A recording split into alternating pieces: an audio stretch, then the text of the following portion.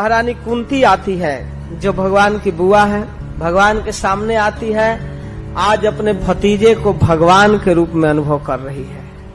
यद्यपि कई बार पहले भी कर चुकी है, अपने भतीजे के सामने पहुंची और कहती है नमस्ते पुरुषम त्वाद्यम ईश्वरम प्रकृते परम। अत्यंत गोपनीय बात, भतीजे को भगवान कहना यह शोभा की बात नहीं है, लेकिन छिपा नहीं पाई। कहने लगी कि नमस्कार है आप आदि पुरुष को। अरे बुआ जी क्या हो गया, मैं तो तुम्हारा भतीजा हूँ, तुम्हारे भाई का बेटा हूँ। नहीं नहीं, तुम आदि पुरुष हो, इस प्रकृति से परे हो।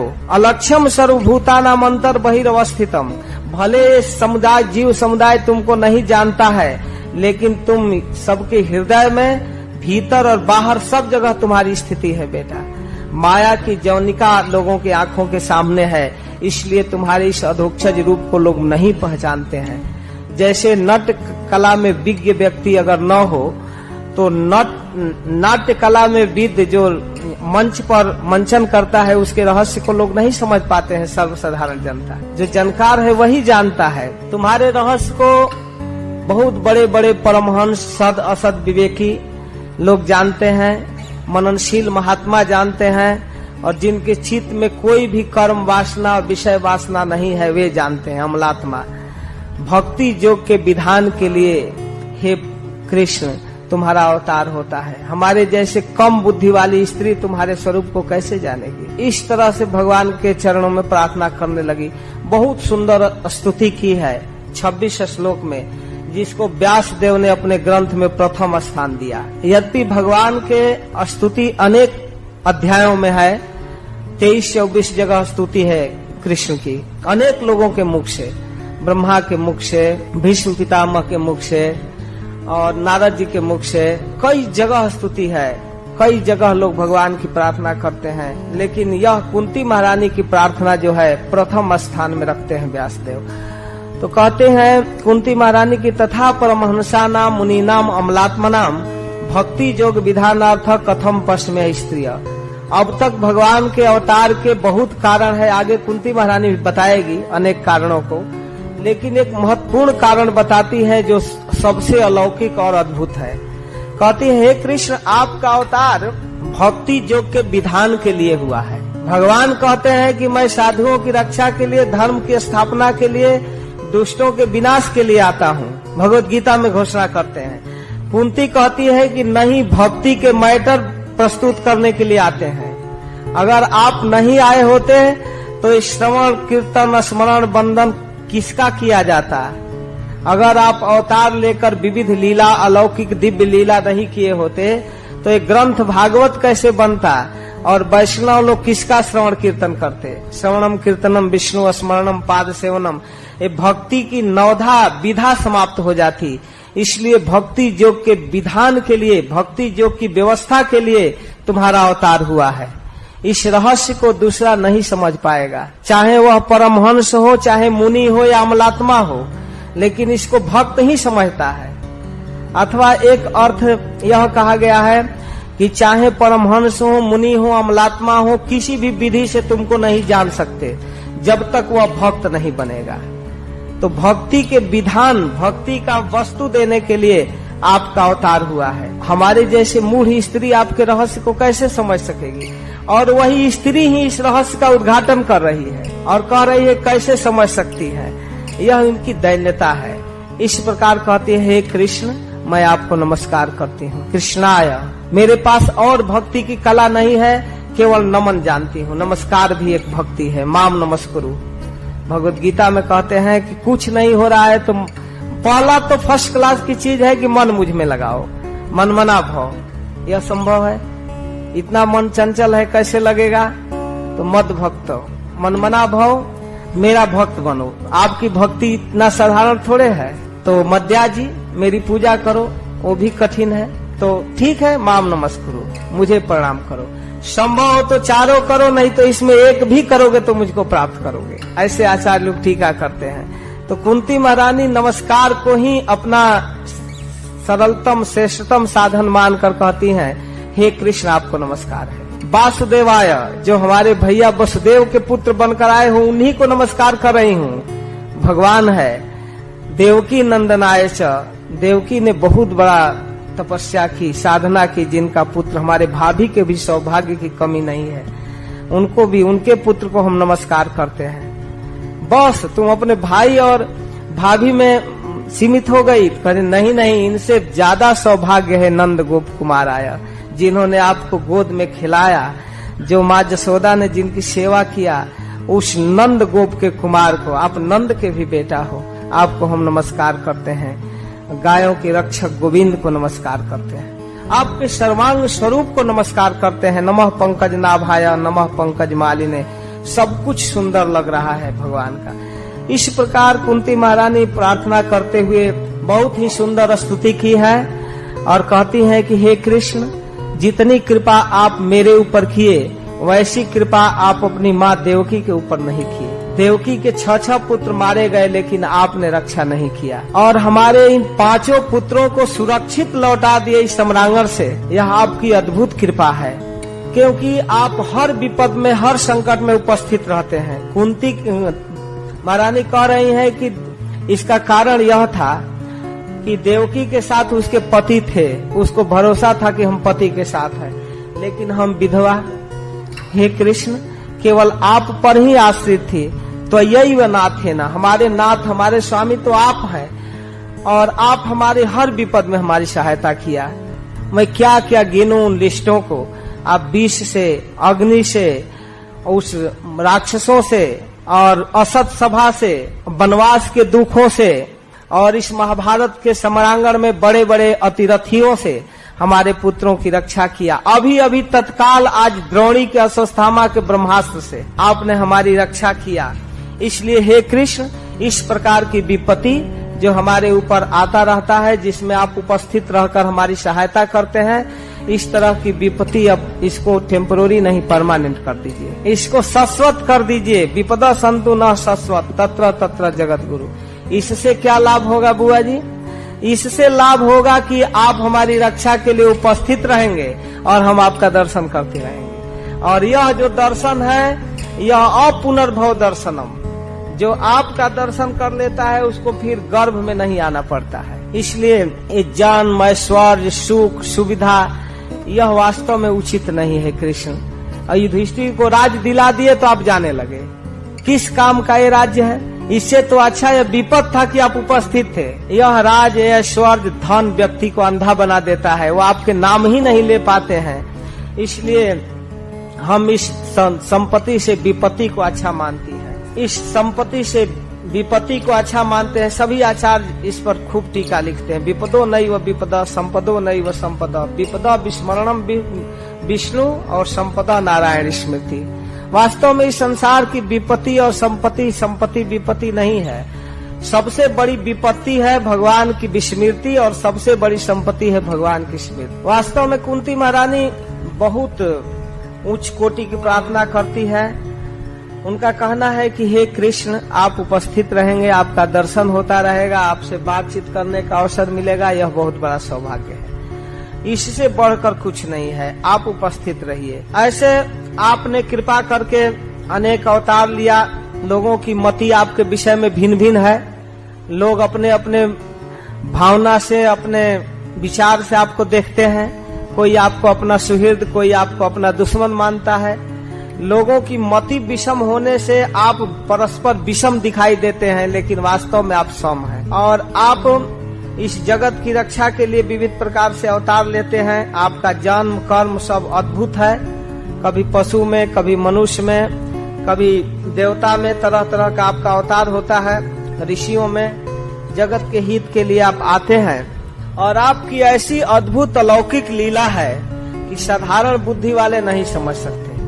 आज जिस स्वरूप को मैं देख रही हूँ कि आप रथ पर बैठे बैठे पांडवों की रक्षा कर लिए, सुदर्शन चक्र छोड़कर गर्भ में प्रवेश करके गर्भस्थ शिशु की रक्षा कर लिए, वही आप जसोदा के छड़ी से कांप रहे थे, इसको भी मैं देखी हूँ। जिस समय उखल बंधन लीला हुआ, दामोदर लीला, उस समय संजोग से कुंती महारानी नंद भवन में थी, क्योंकि बड़ा निकट का संबंध था वसुदेव जी से और नंद बाबा से। तो जैसे वसुदेव भैया थे, वैसे नंद बाबा भी भैया थे। उनके पास भी कुंती महारानी गई हैं और ऐसे बोल रही हैं, गोप्या ददे त्वयि कृता गसिदामतावद याते दशासु कलिलांजन संभ्रमाक्षम वक्त्रम निनीय भय भावनया स्थितस्य सामाम विमोहयति भीरपि जद विभेति। हे कृष्ण, वो गोपी जसोदा जिनके प्रति आपने अपराध कर दिया, उनके मटका को फोड़ दिया, और उस समय जब वो आपको पकड़ ली थी तो आपकी दशा क्या हो गई थी। बाप रे, आप ऐसे रो रहे थे कि आपके आंखों से बहने वाला आंसू काजल को धोते हुए आपके गाल पर आ रहा था, और भय से संतप्त आप कांप कांप कर जसोदा की छड़ी की तरफ देख रहे थे। वक्त्रम निनीय, आपकी नेत्र जो कांप रहा था, भय भावनया स्थितस्य, भय से भयभीत हो गए थे। बनावटी नहीं था, ड्रामा नहीं था, आप वास्तव में रो रहे थे।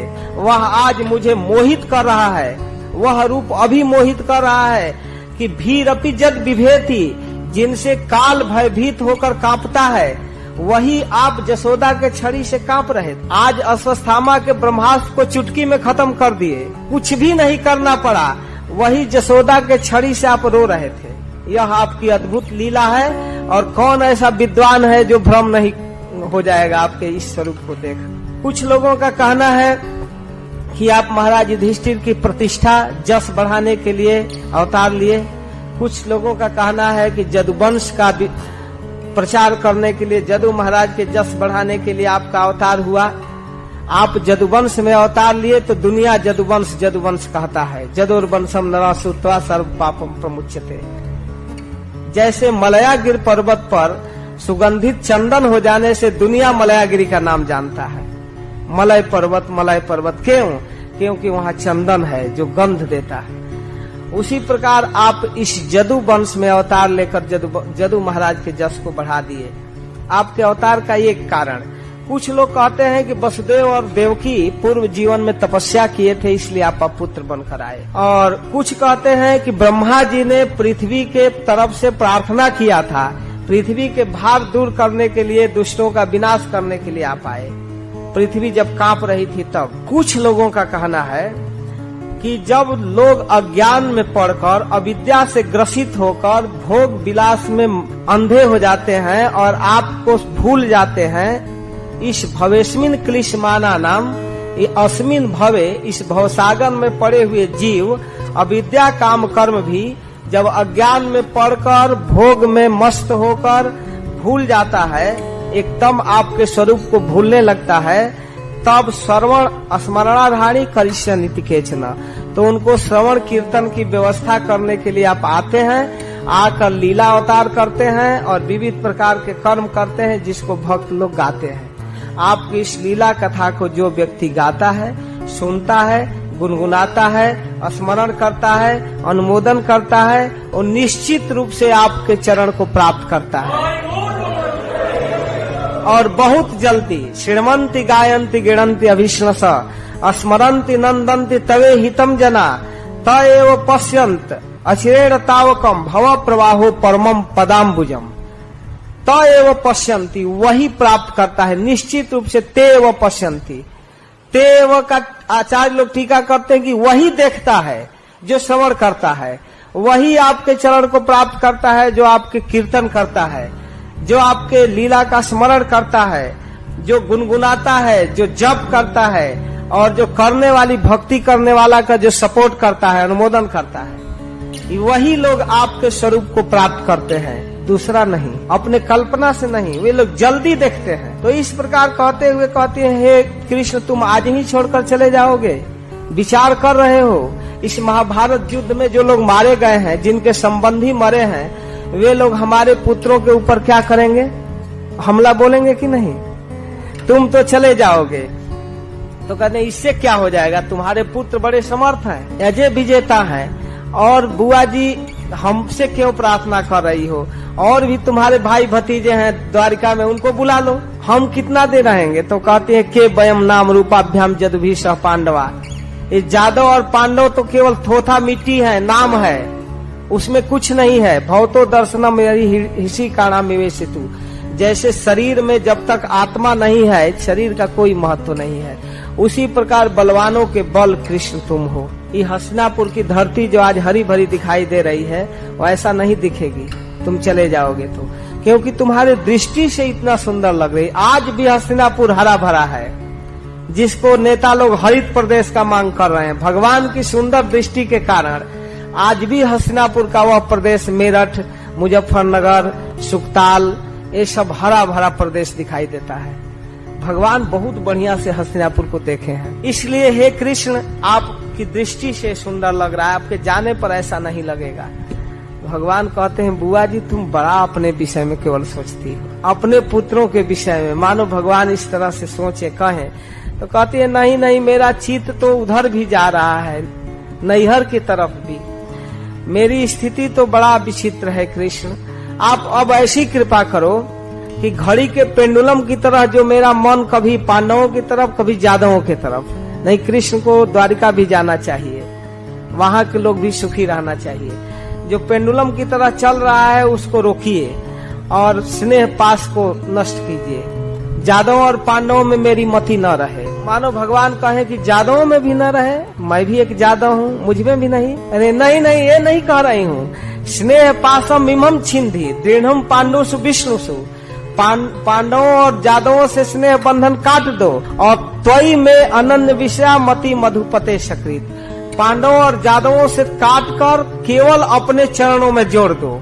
कैसे जैसे गंगा की अविरल धारा समुद्र में गिरती है बिना रोक टोक के, वैसे कुंती महारानी को पता नहीं था कि गंगा में भी डैम बनाकर पानी रोक दिया जाएगा।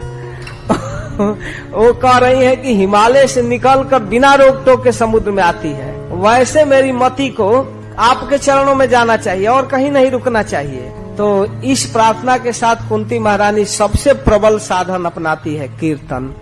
कृष्ण के नाम को गाते हुए कहती हैं श्री कृष्ण कृष्ण सख विष्णु भाव निध्रुव राजन्य वंश दहनाप वर्ग बीरज गोविंद गोदिज सुराति हरावतार जोगेश्वराखिल गुरु भगवान नमस्ते।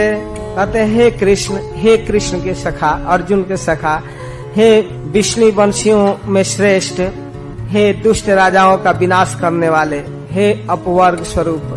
कृष्ण के विभिन्न नामों को उच्चारण करते हुए कहती हैं कि आप इस योगेश्वर हैं, इस चर अचर के गुरु हैं। हे जगत गुरु, हे जोगेश्वर, हे अखिल गुरु, आपको हम नमस्कार करते हैं। कीर्तन और प्रणाम को प्रबल साधन मानकर अपना स्तुति कुंती महारानी नमस्ते से प्रारंभ करके नमस्ते में समाप्त करती हैं। देखिए नमस्ते पुरुषम त्वाद्यम जहाँ चालू करती हैं नमस्ते नमस्ते और फिर अंतिम करती है भगवान नमस्ते।